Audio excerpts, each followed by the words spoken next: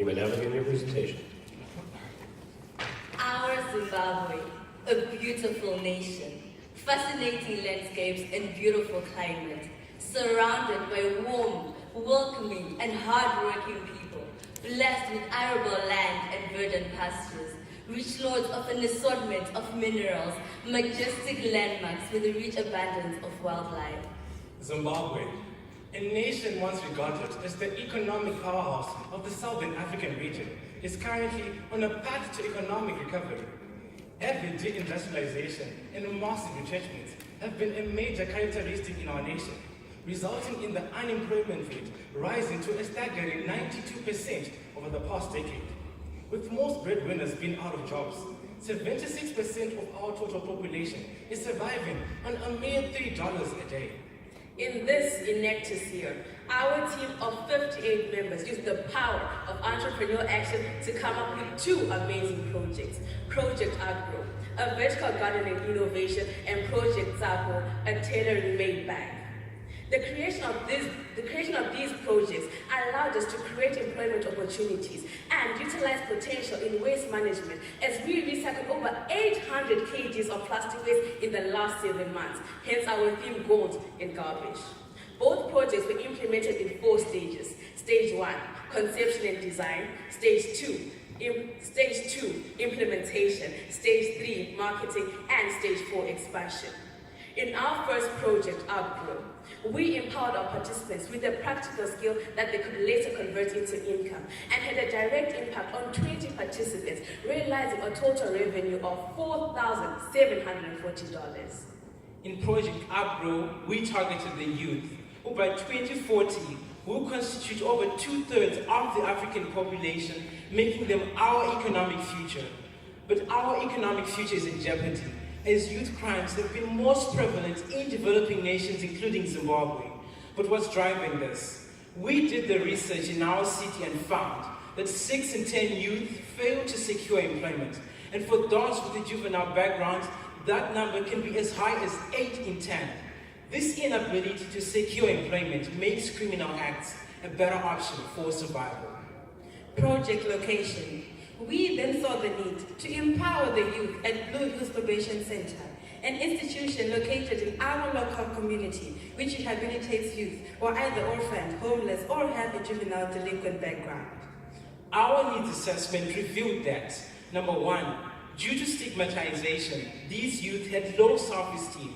Number 2, despite receiving vocational skills training, they lacked entrepreneurial skills to translate this to income. And number 3, there was lack of empowering, revenue-generating, community-driven projects. To address these needs, together with our participants, we developed a vertical gardening technology aimed at empowering them with the skill that could create a base for future earnings, at the same time enhancing food security at their own institution. The structure saves space and it produces more. That is, in 52 weeks, one can produce 5,300 kgs of spinach.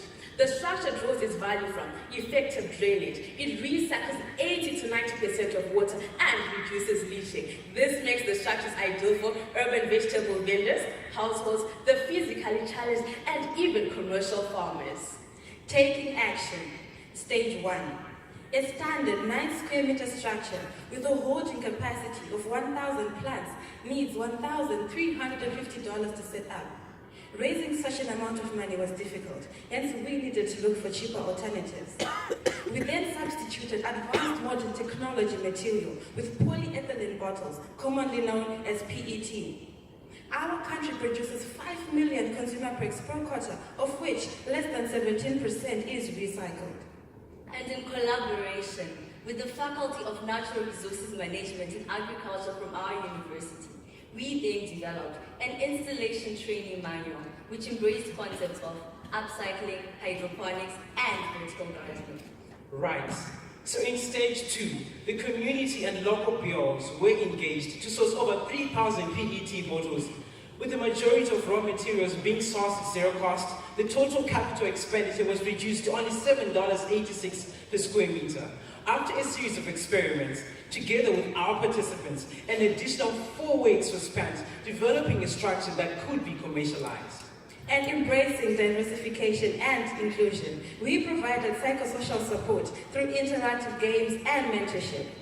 With a newly acquired skill and a model that could be used to seek for potential clients, we then rolled out stage 3 on marketing and client seeking.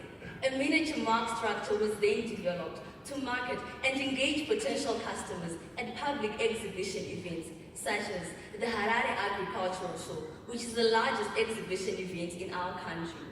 A website was created to market the product and increase clientele base, as evidenced by 60% of the orders being done through this platform. The website has an agro calculator, which calculates water utilization, plant capacity, and installation costs, currently costing only $25.99 per square meter. In our fourth stage, expansion and replication, our target was to train over 500 youth from our 10 provinces by the end of 2018. Hence, we extended our implementation across the province to new sites. A partnership with the local university was established to ensure training of youth in Mashingo province. Negotiations are currently underway with Enactus University of Nairobi to implement structures in Kenya.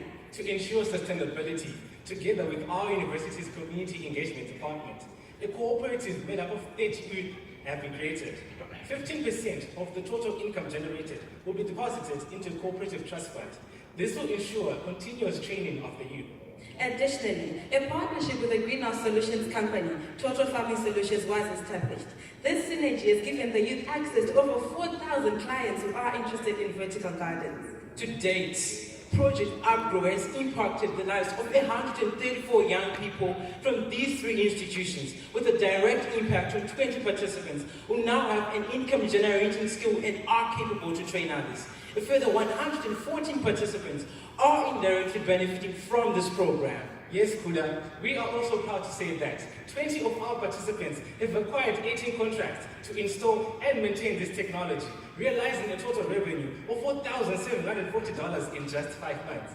The monthly income of the youth has increased from an average of $17 to an amazing $51 per month.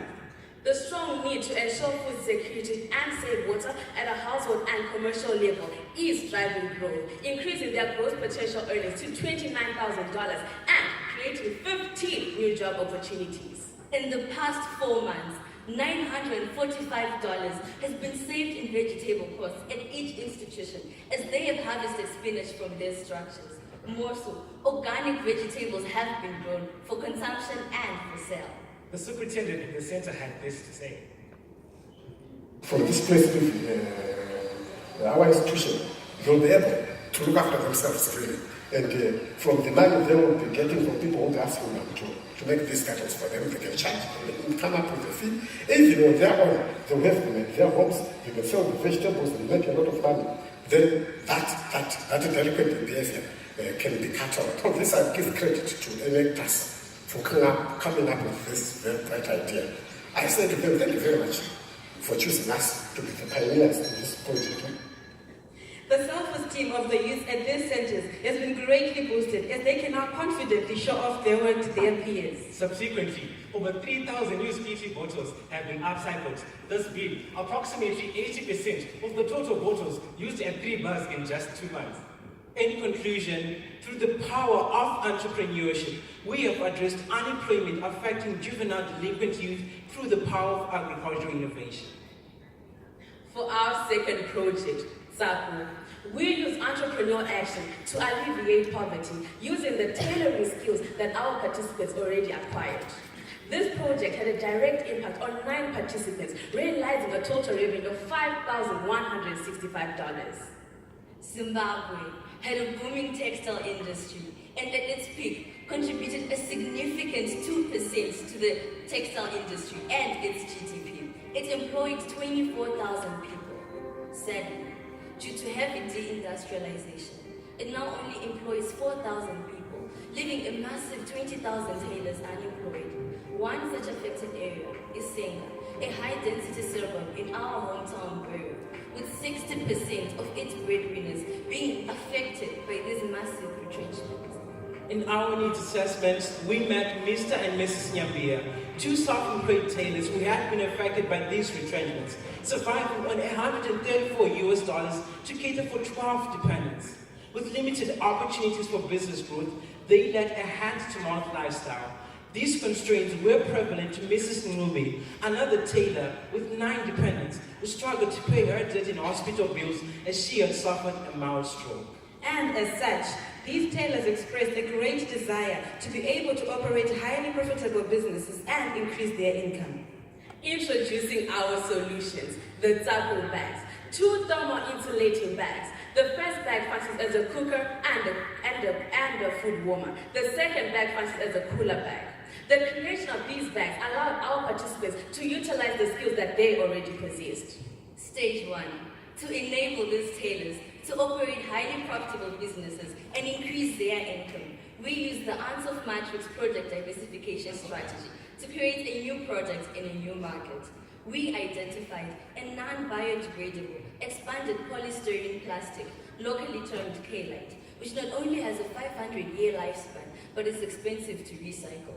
Yet, our university's canteen was disposing 4,000 to 6,000 of this material on a daily basis. The insulating properties that the K-Lite possess allowed us to create low-costing products and at the same time maximizing profit.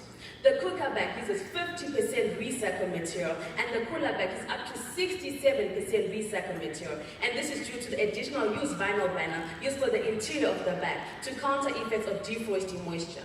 A massive market survey was conducted, targeting over 100,000 households within the Midlands province affected by unemployment and massive power shortages, with 79% affirming that they would buy the bag.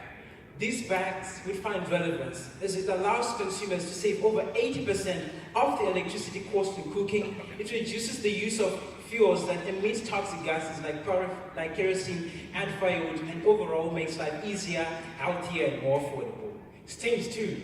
Production then commenced at a retailing price of $10 each. And to meet the rapid demand of the product, together with our university's Works and Eastern department, we facilitated the making and design of a machine that we called the Styrogram. This machine has the capacity of granulizing over 600 K-lites in just 1 hour. With the creation of this machine, production has risen from 10 to 90 bags a week. And in stage 3, the adopted sales model focused on door-to-door marketing and exhibitions and public events. Secondly, this model included wholesale deals of $8, and in this regard, the tailors have secured partnerships with 3 churches and 2 safaris. A website was also created to allow for online purchases using both mobile and plastic money to counter the cash crisis in Zimbabwe. The website receives an average of over 320 visitors each day, and over 43% of sales were made online. However, we noted the tailors lacked financial literacy and business knowledge, so we partnered with Old Mutual and the Vision Africa to empower them with financial literacy skills, entrepreneurship, and business growth fundamentals. And as a result, the tailors are now able to take salaries and reinvest into the business.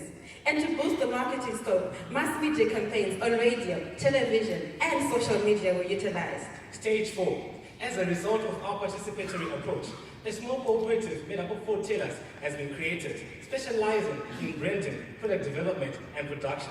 Their target is to reach 10 members by the end of this year.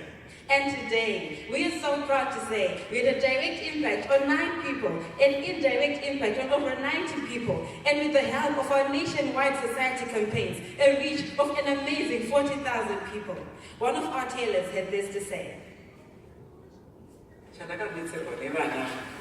It's like my bigger competition here. This is no competition here. Vana vakandidetsera nemeshini yekugaya makeylites because zvazvisiri nyore kushandisa maoko kudimbura vakazondidetsera nemeshini wekutogaya makeylites acho kuzouya kwawakaita zviri kundisimudzira ndoda munhu wateni. In the past 6 months, with 150 orders from church organizations, 230 from local safaris, and unit sales in and about our community, these tailors have managed to generate a revenue of $5,165. Mr. and Mrs. Nyambe's income has increased from $134 a month to an average of $397 a month. There is now less financial pressure on these families, as Mr. and Mrs. Nambia can now afford an average primary tuition of $225 for their 5 grandchildren. Mrs. Nambia is now able to charge down her medical debt of $2,400. The tailors are now viewed as role models by previously skeptical tailors and the community now showing an interest in their project. Their business has grown to accommodate 4 of the Nambia's children who were previously unemployed to collect, clean, and granularize the scalites. And to date, over 111,000 containers of EPS have been recycled, and this has reduced the carbon footprint by over 169 tons of carbon dioxide. Furthermore, over 600 kilowatts per hour of energy is being saved every month. The environmental risk of expanded polystyrene plastic influenced our government to effect an immediate ban on this material this year. As a solution, we facilitated a partnership between the Tobacco Research Board and the tailors, giving them access to an alternative and more sustainable source of raw material from tobacco flow trays. Additionally, we are collaborating with other Enactus teams in our country to collect the tonnage already in the environment, which is over $90,000 worth of tobacco bags. We then recommended a reduction in the amount being reinvested to ensure that enough capital is generated for a new business model. But that's a story for the next Enactus year. And to protect these innovations, the youth and the tailors have obtained trademarks and are in the process of getting utility patents with the help of a local law firm. All the projects that we have presented to you today have shown you what happens when Enactus students come together with one mission and one mission alone to change lives through the power of enterprise. And yes, we did see gold in garbage. With environmental friendly entrepreneurial action, we opened up opportunity to a future that's in bleak, and we created opportunity for self-employment. Invested with our projects, we have contributed to SDG number 1 by increasing their income. Number 18, by recycling non-biodegradable material. Number 8, by creating employment. Number 11, by contributing to its management in Gweru. Realizing the power of collaboration, SDG number 17. Ladies, Sorry, your time has expired. Judges, please join me in thanking the team from Zimbabwe for the presentation.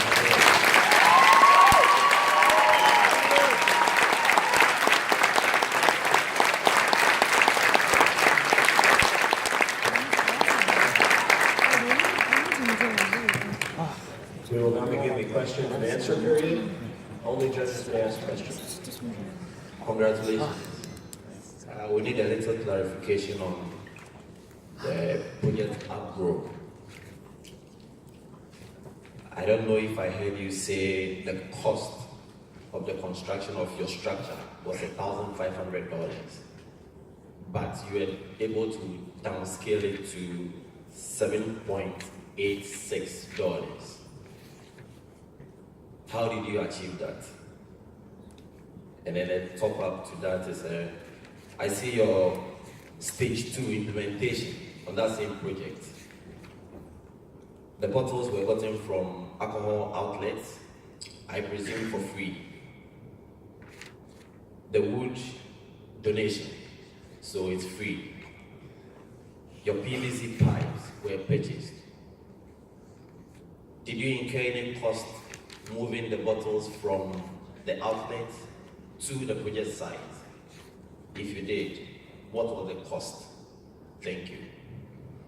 Alright, so to answer your first question, the 1,350 was the cost for standard vertical gardening structures that are used mostly in developing nations. So in our context, we couldn't raise that much money to construct structures like that. So we reduced it by using waste material like the PET bottles that we used. So in that process, we reduced the cost of the materials that are needed to set up the structure like that.